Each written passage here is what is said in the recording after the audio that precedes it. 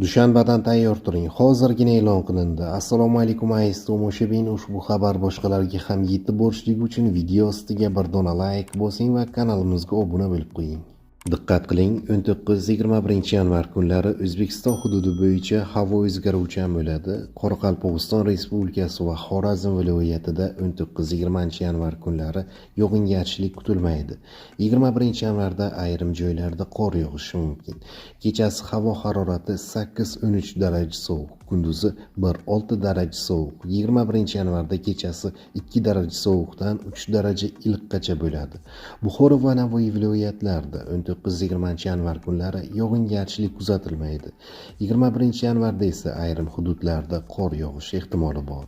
Navoiy viloyati shimolda sovuq kuchliroq bo'lib, kechasi 13 darajagacha sovuq bo'lishi mumkin.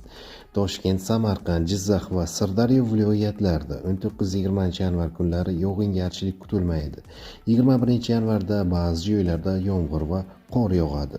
Kechasi 0,5 daraja sovuq bo'ladi, kunduzi esa 0,5 daraja iliq bo'ladi.